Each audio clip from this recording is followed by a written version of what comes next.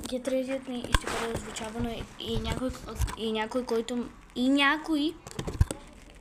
ако ме пита откъде си взела тия неща и кога. И сега преди малко ходихме на урок, затова нека да започваме и с изучаването, затова нека да ви харесва. Първо слагам коректор на Essence,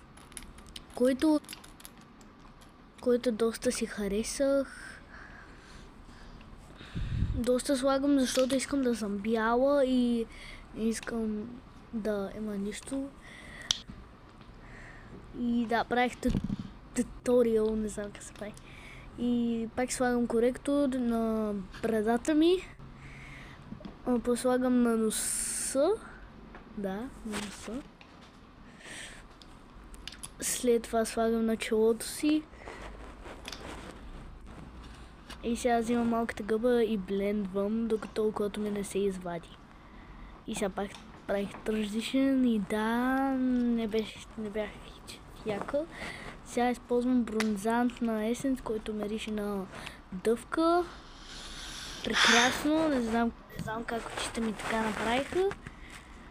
И да, бронзирам се и пак правя това и не знам. И сега използвам четка, където я купих за 4 лея от Лили, Другериан. Буквално бях на мола. Аз толкова живея от мола, много живея от мола. Добре. И сега си блендвам. Сега съм по-бързичка, защото времето ми свършва.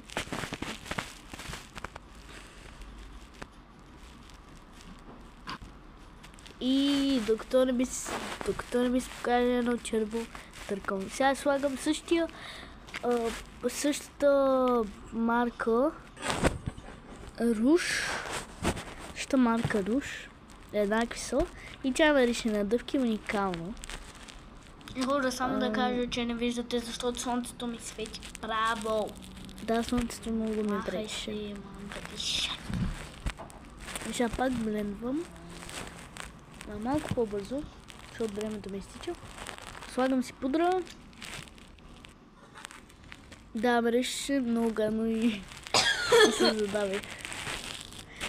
Мирише хубаво, като сам го мирише от опаковката, но не. Сега слагам молив. И да. И това беше. Чао, хора! Чао!